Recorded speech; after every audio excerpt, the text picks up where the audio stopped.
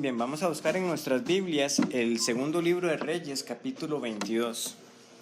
Segundo libro de Reyes, capítulo 22. Como les decía entonces, aprovechando que hoy es 1 de noviembre, el día de ayer conmemorábamos 501 años de la Reforma, quiero traer algunos pensamientos acerca de la Reforma Protestante, la evidencia que tenemos nosotros de reformas en la misma Escritura, para nosotros entonces tener pues unas breves aplicaciones.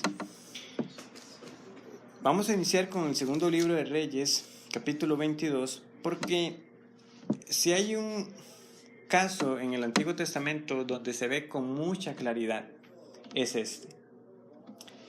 Digamos, ¿cuántos han escuchado algunos hablar de semper reformanda? ¿Han escuchado a alguien como diciendo esa expresión? ¿Qué creen que significa? Como siempre reformamos.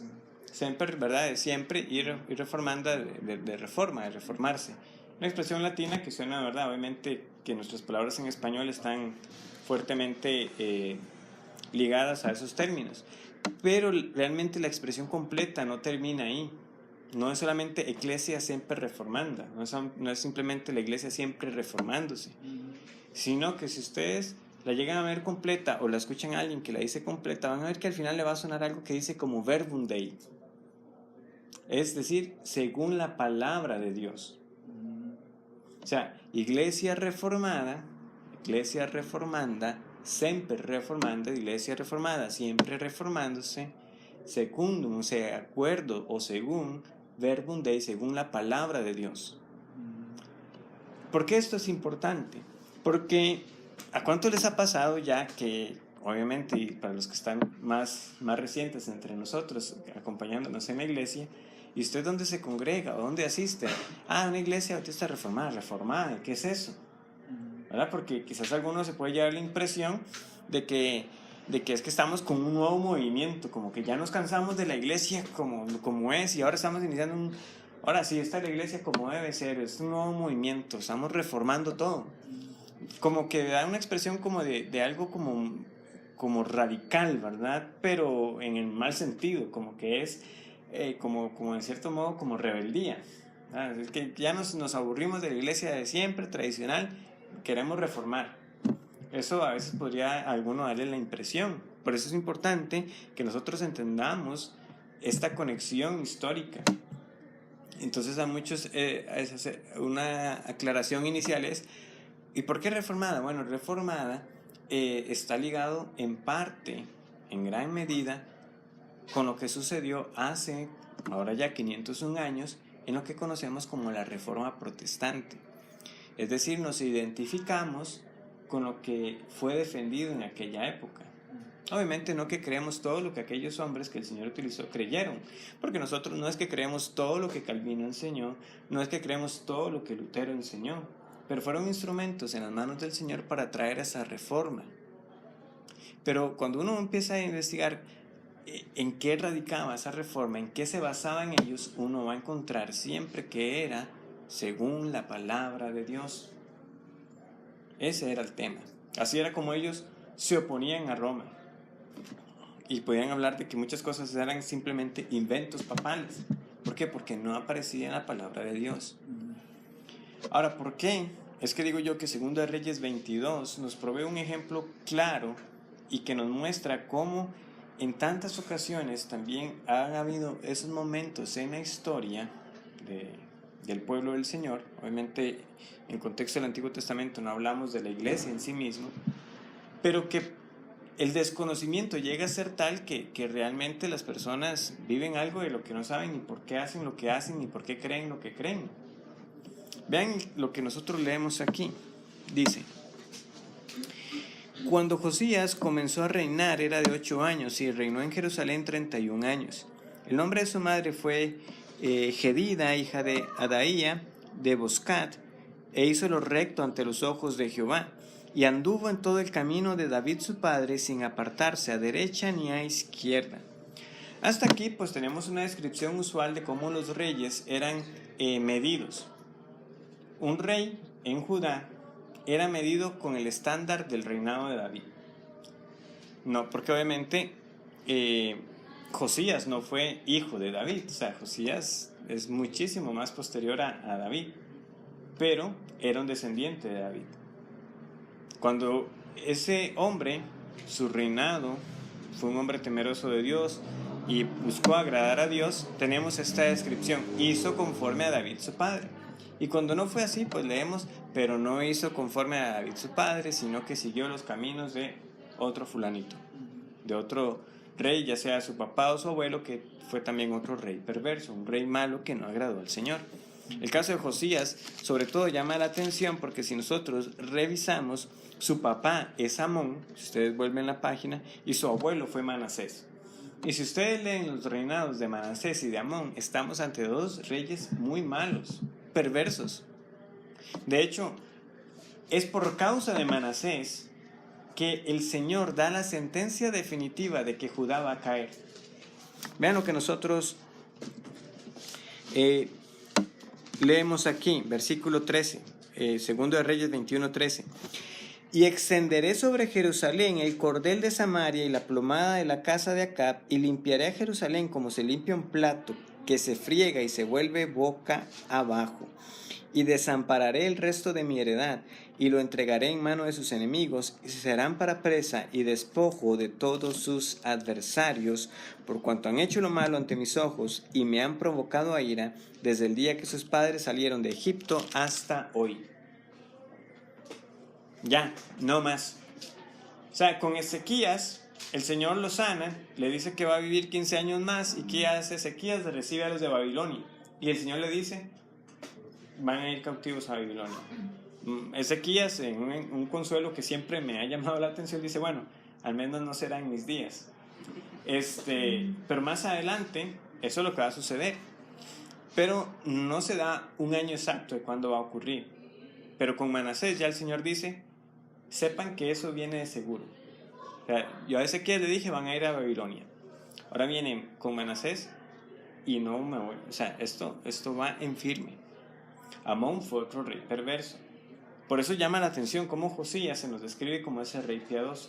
Ahora, aquí lo que tenemos es el resumen de la vida de Josías. No fue que Josías nació como ese hombre piadoso, temeroso de Dios. Él empezó a reinar bastante pequeño. O sea, ¿a ustedes les llama la atención? Con 8 años. Era un niño. Y a esa edad tuvo que asumir el reinado.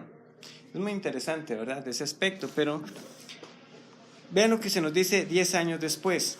Segundo de Reyes 22:3. A los 18 años del rey Josías, envió el rey a Safán, hijo de Azalía, hijo de Mesulán, escriba, a la casa de Jehová, diciendo: ve al sumo sacerdote Hilcías y dile que recoja el dinero que han traído a la casa de Jehová, que han recogido del pueblo de los guardianes de la puerta, y que lo pongan en manos de los que hacen la obra, que tienen a su cargo el arreglo de la casa de Jehová, y que lo entreguen a los que hacen la obra de la casa de Jehová, para reparar las grietas de la casa, a los carpinteros, maestros y albañiles, para comprar madera y piedra de cantería para reparar la casa, y que no se les tome en cuenta del dinero cuyo manejo se les confiare, porque ellos proceden con honradez.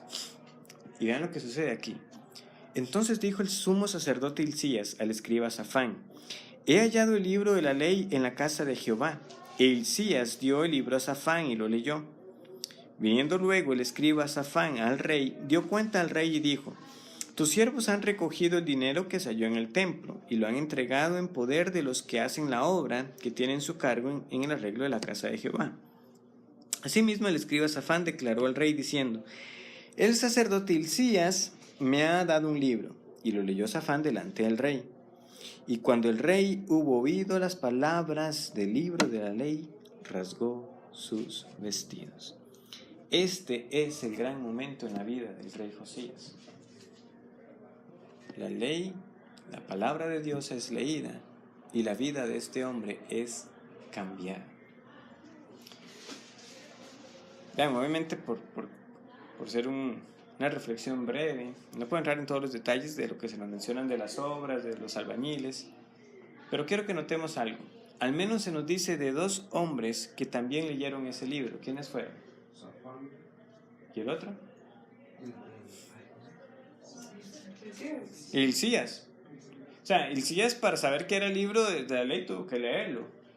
Y él luego se lo lee al otro, y el otro luego va y se lo lee al rey. ¿Qué no leemos nosotros? Que rasgaran sus vestidos.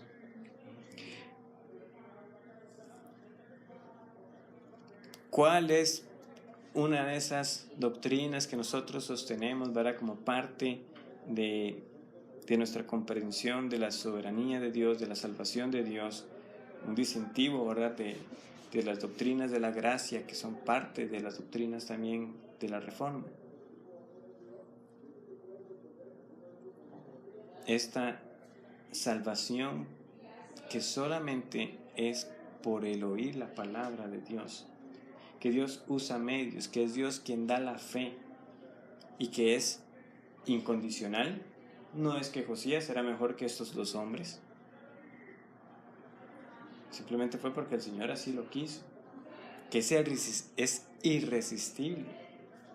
O sea, cuando fue el momento, el Señor salvó a Josías. Pero notemos, ¿verdad?, cómo es así si usted, primero que nada, puede decir que es un creyente. O sea, no había nada en mí que me hiciera mejor que mis hermanos, que mis semejantes o que otros familiares. ¿Por qué unos creen y otros no creen?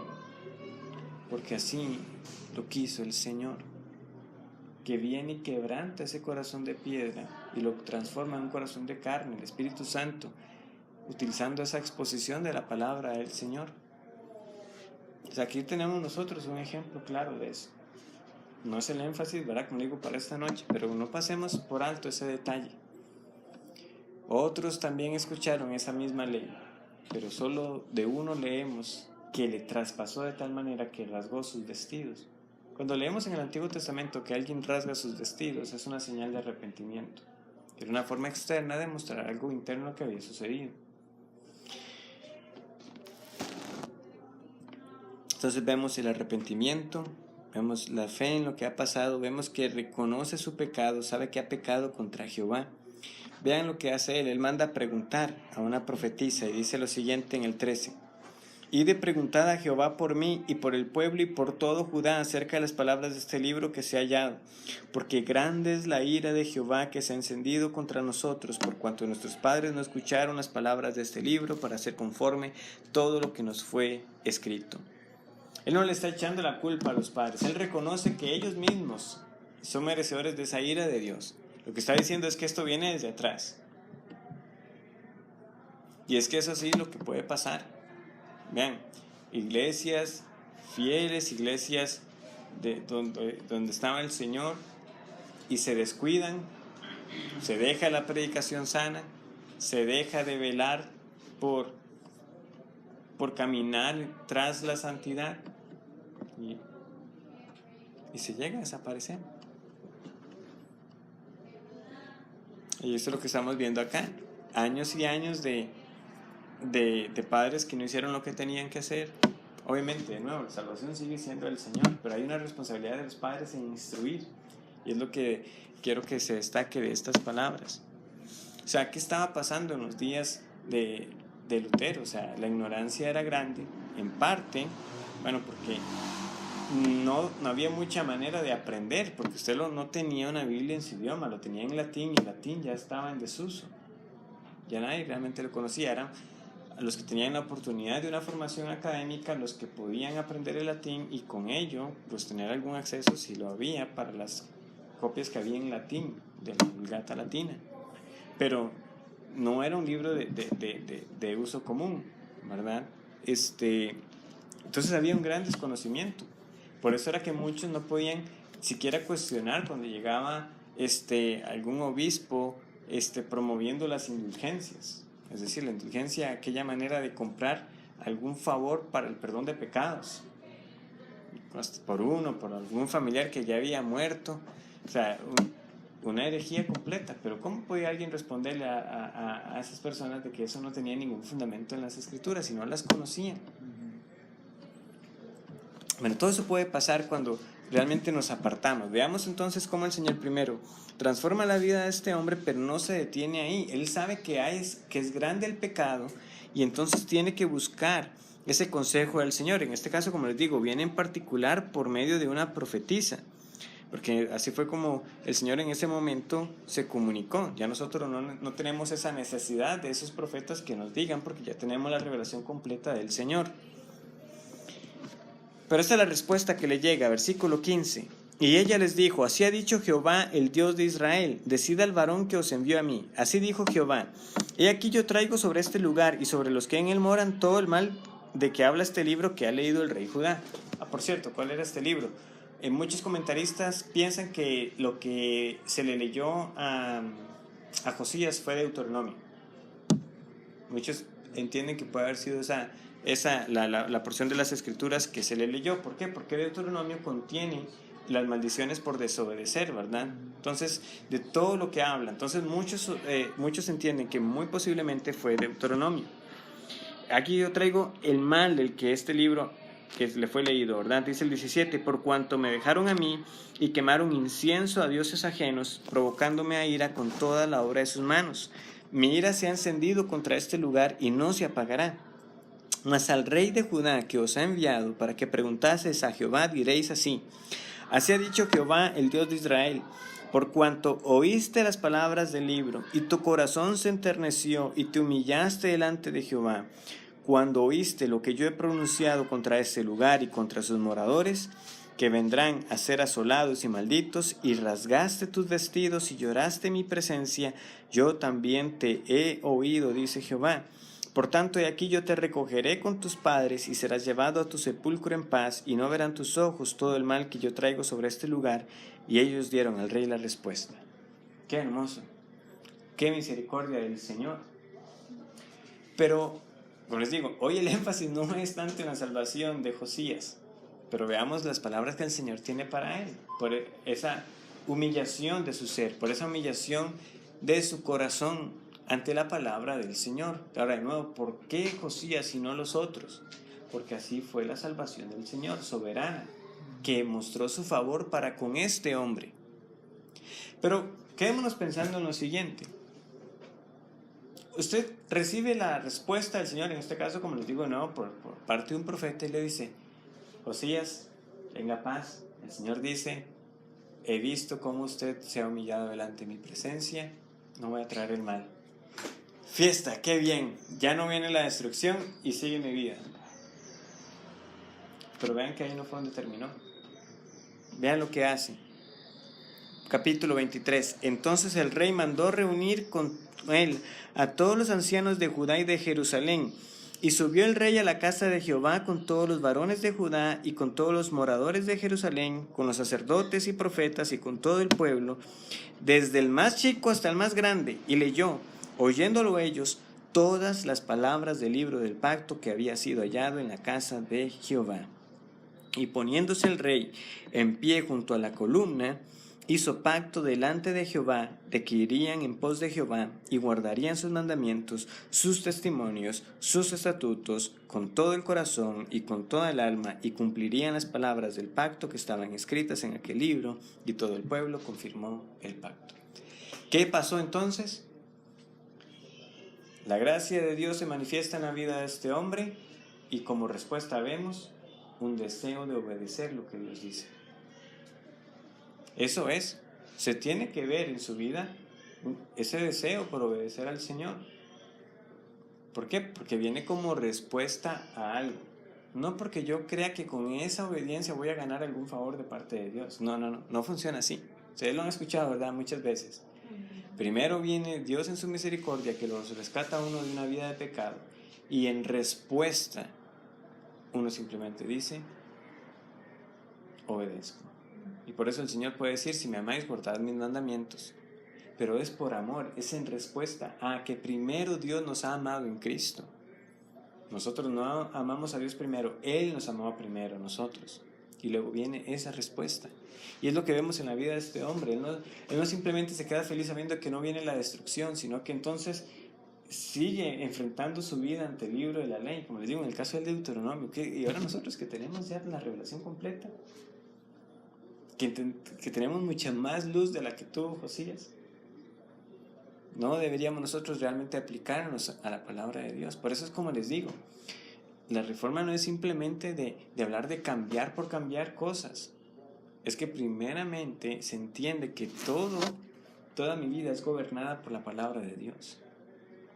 Ese es el compromiso primario, pero que surge de un corazón que ha sido primeramente transformado por el Señor, y que entonces la respuesta natural es esa: yo voy a hacer lo que Dios diga. ¿Por qué? Porque me salvó de lo que yo no me podía salvar. La gloria es para Él. No fue por méritos, no fue por nada en mí, simplemente me salvó porque así lo quiso. Me hizo receptor de un favor del que nunca voy a ser merecedor. Pero es aquí entonces, como les digo, donde viene el punto central. Josías, como rey, claramente tiene una responsabilidad delante de Dios. Y ahora tiene ya el libro de la ley. Es decir, y ahora sabe bien qué es lo que Dios pide. Entonces, ¿qué es lo que vamos a notar? Yo lo voy a resumir de nuevo en 2 puntos, porque el capítulo 23 es algo extenso. Lo resumo de la siguiente manera. Vemos la reforma que Josías trabajó con 2 puntos. Primero, dejó de hacer aquello que Dios no había mandado hacer. Y en segundo lugar, hacer lo que Dios había pedido hacer. Eso es lo que nosotros debemos entender por reforma. ¿Qué es hacer? ¿Qué es hacer lo que Dios me pide que haga y dejar de hacer aquello que Dios no me ha pedido hacer? Versículo 4. Entonces mandó el rey al sumo sacerdote Hilcías, a los sacerdotes de segundo orden y a los guardianes de la puerta que sacasen del templo de Jehová todos los utensilios que habían sido hechos para Baal, para Acera, para todo el ejército de los cielos, y los quemó fuera de Jerusalén en el campo del Cedrón, e hizo llevar las cenizas de ellos a Betel. Y quitó a los sacerdotes idólatras que habían puesto los reyes de Judá para que quemasen incienso en los lugares altos en las ciudades de Judá y en los alrededores de Jerusalén, y asimismo a los que quemaban incienso a Baal, al sol y a la luna, y a los signos del zodiaco y a todo el ejército de los cielos. Hizo también sacar la imagen de Acera fuera de la casa de Jehová, fuera de Jerusalén, al valle del Cedrón, y la quemó en el valle del Cedrón, y la convirtió en polvo, y echó el polvo sobre los sepulcros de los hijos del pueblo. Además derribó los lugares de prostitución idolátrica que estaban en la casa de Jehová, en las cuales tejían las mujeres tiendas para Acera. Y podemos nosotros continuar leyendo. Vean el versículo 10. Asimismo profanó a Tofet, que está en el valle del hijo de Hinón, para que ninguno pasase su hijo o su hija por fuego de Moloc. Quitó también los caballos que los reyes de Judá habían dedicado al sol a la entrada del templo de Jehová, junto a la cámara de Natán Melec, eunuco, el cual tenía a su cargo los ejidos, y quemó el fuego de los carros del sol. Y asimismo nosotros continuamos leyendo. Quitó y quebró las estatuas. ¿Por qué? Porque nada de eso lo había mandado el Señor. Era idolatría pura, era rebelión contra su mandamiento de adorar solamente a Jehová, de no hacerse imagen. Y todo eso estaba aquí quebrantado. ¿Qué pasa en muchas congregaciones? Que por desconocimiento, por tradición, se llegan a incorporar como parte de la vida de la iglesia muchas cosas que el Señor realmente no ha mandado. Vean, algunas cosas pueden parecer hasta inofensivas o nos pudieran hasta causar algo de gracia. Pero cuando uno tiene su conciencia realmente cautiva a la palabra del Señor, ¿verdad? Que es algo tan característico cuando se habla de la vida de Lutero, ¿verdad? Que él dice, mi conciencia está cautiva a la palabra de Dios. Por eso fue que él no se retractó de sus palabras. Si a mí me convencen por la Escritura, dice él, entonces sí. Ejemplos. Algunos habrán escuchado, no sé, de verdad, ¿qué harán ahora? Porque yo no sé si todavía se conseguirán las moneditas de 1 colón o 2 colones, pero en algunas congregaciones, cuando alguien cumple años, ponían como un platito y entonces usted echaba 1 colón por cada año cumplido. No sé cuántos habrán visto como, por ejemplo, esa práctica. Uno dice, pero algo bonito, una forma de celebrar el cumpleaños y luego orar por la persona. O sea, usted luego quiere quitar eso y luego las personas se van a sentir, pero ¿por qué? Pero si es algo como como bonito, ¿verdad? Pero, ¿qué hay de malo en eso? ¿Por qué? Porque se llega a incorporar. Pero ¿dónde me ha pedido el Señor que haga eso? O sea, yo tengo que dejar de hacer aquello que el Señor no me ha pedido que haga. En el sentido, y estoy hablando obviamente principalmente, en lo que es el culto a Él. Otra forma de referirnos a esto que les estoy explicando es lo que se conoce como el principio regulador. O sea, al Señor yo le sirvo en el culto con lo que Él me ha pedido que yo le sirva. Vean, el tema es amplio y podría realmente tener que tratar muchas cosas. Estoy manteniendo los principios básicos que debemos tener nosotros para entender lo que debe pasar el domingo cuando adoro al Señor, pero también, en cierta medida, lo que debe regir mi vida. Porque, de nuevo, es mi vida regida por la palabra de Dios. Pero si yo me consuelo pensando, no, pero es que Dios eso no lo ha prohibido explícitamente, yo cuando me dé cuenta voy a haber incorporado un montón de prácticas ajenas que realmente no honran al Señor. Es como les digo, un ejemplo sencillo, pero ahí podemos pasar a otros que están todavía más arraigados en otros casos, que si presentar al chiquito cuando nace, ¿verdad? O sea, entonces alguien va a decir, no, ¿cómo es eso de bautizar a los niños cuando nacen? ¿Verdad? Y ni hablar de cómo es el rito católico. Pero tenemos la presentación. Algunos a veces lo equiparan como si es como una forma sustituta de tener como ese tiempo. El punto es, algunos argumentarán, pero es que el Señor recibió a los niños, sí, pero estaba el Señor dándonos una orden de que eso es lo que entonces tenemos que hacer en el culto. O sea, nadie está diciendo que es que no se reciban los niños, de que no se oren por los niños. O sea, si ustedes están los miércoles en los cultos de oración, oramos por las mamás y por los niños de la iglesia. Y en casa usted debería estar haciendo lo mismo, para que el Señor ayude a los padres de la iglesia a criar a sus hijos en el temor al Señor. Pero de ahí a una práctica, eso es lo que yo quiero que me entiendan. O sea, ¿cómo llegó a pasar que todo este montón de estatuas se llegaron a meter y a estar ahí donde no tenían que estar? Ser permisivos, violar los límites que Dios ha establecido. Pero en segundo lugar, sobre todo, es hacer lo que Dios me pide que haga. Versículo 21. Entonces mandó el rey a todo el pueblo diciendo, haced la Pascua a Jehová vuestro Dios, conforme a lo que está escrito en el libro de este pacto. No había sido hecha tal Pascua desde los tiempos en que los jueces gobernaban a Israel, ni en todos los tiempos de los reyes de Israel y de los reyes de Judá. A los 18 años del rey Josías fue hecha aquella Pascua a Jehová en Jerusalén. Vean, esto es sumamente destacable, porque se supone que el parámetro, ¿quién es? Es David, ¿verdad? Y aún nos dice que ni aún en los días de esos reyes. Ezequías también fue un buen rey. Pero aquí el autor, ¿verdad?, nos está diciendo que esa Pascua fue como nunca antes se había celebrado. ¿Pero por qué? Porque se hizo conforme a lo que está escrito en el libro de este pacto. O sea, se celebró como Dios la estableció.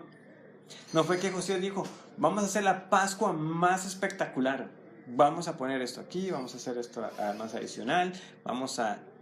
O sea, no fue por él querer embellecer, según su entendimiento, engrandecer, ¿no?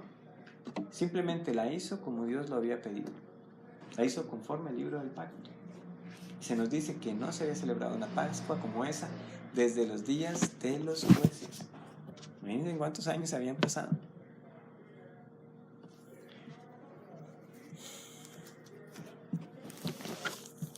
Vean qué llamativo lo que nos dice el versículo 24. Asimismo barrió Josías a los encantadores, adivinos y terafines y todas las abominaciones que se veían en la tierra de Judá y en Jerusalén, para cumplir las palabras de la ley que estaban escritas en el libro que el sacerdote Hilcías había hallado en la casa de Jehová. No hubo otro rey antes de él que se convirtiese a Jehová de todo su corazón, de toda su alma y de todas sus fuerzas, conforme a toda la ley de Moisés, ni después de él nació otro igual. 26. Con todo eso, Jehová no desistió del ardor con que su gran ira se había encendido contra Judá por todas las provocaciones con que Manasés le había irritado.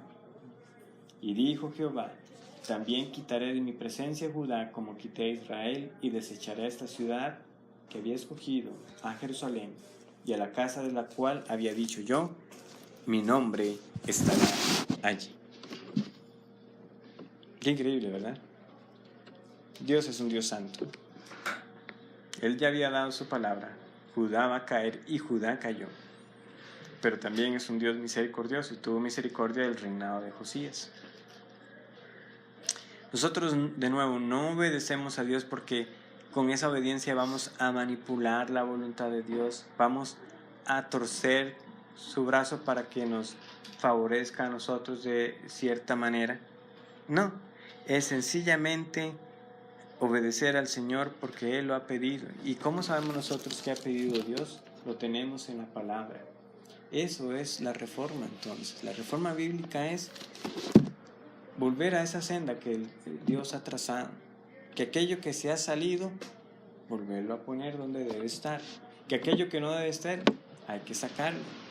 ¿Para qué? Para que entonces seamos nosotros constantemente examinando si lo que vivimos y hacemos se ajusta a ese molde original que Dios nos dio. Perdón, gracias. Ahora, esto es el Antiguo Testamento. Alguno dirá, bueno, pastor, si se ve aquí todo lo que Josías hizo y todo, pero esos eran los días de Israel, no era propiamente los días de la iglesia. Tenemos nosotros evidencia para saber de que debe ser así siempre en la iglesia del Señor. Pues sí, quiero que brevemente veamos, ya por razones de tiempo, lo que nos dice el libro de Hechos a nosotros. Vean lo que nos dice Hechos capítulo 1 en primer lugar. Vean que el entendimiento que ya tenían los apóstoles era que todo lo que tenían que hacer tenía que tener una razón bíblica. Por ejemplo, dice lo siguiente, versículo 16, Hechos 1:16. Varones hermanos, era necesario que se cumpliese la escritura en que el Espíritu Santo habló antes por boca de David acerca de Judas, que fue guía de los que prendieron a Jesús y era contado con nosotros y tenía parte en este ministerio. Este pues, con el salario de su iniquidad, adquirió un campo y cayendo de cabeza, se reventó por la mitad y todas sus entrañas se derramaron. Y fue notorio a todos los habitantes de Jerusalén, de tal manera que aquel campo se llama en su propia lengua Aceldama, que quiere decir campo de sangre. Porque está escrito en el libro de los Salmos, se hacha desierta su habitación y no haya otro que more en ella y tome otro su oficio. Versículo 21. Es necesario pues que de estos hombres que han estado juntos con nosotros todo el tiempo que el Señor Jesús entraba y salía entre nosotros, comenzando desde el bautismo de Juan hasta el día en que de entre nosotros fue recibido arriba, uno se ha hecho testigo con nosotros de su resurrección. ¿Por qué escogieron ellos un sucesor para Judas? Porque así entendieron que la Escritura lo pedía. Que así como hubo una Escritura que anticipaba de antemano esa traición, también había una que decía, tome otro su oficio. O sea, no fue simplemente porque, es que bueno, el Señor escogió 12 y ahora somos 11, para que volvamos a ser 12. No fue simplemente ese el razonamiento. Ellos entendieron que la Escritura apoyaba el hecho de que buscaran ese sucesor. De hecho, si ustedes siguen leyendo, ¿qué es lo que nosotros llegamos a ver? De que al final hay dos personas candidatas. ¿Y qué es lo que ellos hacen? Echan suertes, ¿verdad? Casi, pero no. Echaron suertes, pero vean. 23. Y señalaron a dos, a José llamado Barsabás, que tenía por sobrenombre Justo, y a Matías. Y orando dijeron, antes de echar suertes, ellos oraron al Señor. Y orando dijeron, tú Señor, que conoce los corazones de todos, muestra cuál de estos dos ha escogido. ¿Cómo pasamos nosotros por alto eso, verdad? Nos quedamos con el hecho de que echaron suertes porque quizás no suena más llamativo. ¿Y cómo fue eso? ¿Qué fueron? ¿Fueron dados? ¿O qué hicieron? Ese no fue el énfasis. Ellos tomaron una decisión porque lo entendieron así de las Escrituras y oraron al Señor para que confirmara. esa decisión. El medio escogido fue ese echar suertes. ¿Qué tenemos que decir al respecto de eso? Bueno, resulta que fue para escoger un oficio muy particular, que era uno de los apóstoles. Ya nosotros no tenemos que escoger apóstoles en nuestros días. ¿Por qué? Porque ya no hay nadie que cumpla con los requisitos que ellos dieron acá, ¿verdad? Lo cual nos quiere decir que todos los apóstoles que hoy se hacen llamar así, pues son falsos. No hay otra conclusión, porque nos dice aquí que un verdadero apóstol fue uno que estuvo con ellos desde el bautismo de Juan hasta el día hasta que Jesús fue ascendido. Si usted encuentra una persona con vida que haya estado con eso, ¿verdad? Pues sí. Pero sin embargo, sabemos que ya no lo hay. ¿Por qué? Porque en ese momento, ¿cuántos pudieron encontrar? 2. Solo 2. Y uno fue escogido y el otro obviamente el Señor mostró de su voluntad que no. Por lo que uno entiende que ya no quedaron más apóstoles en ese sentido.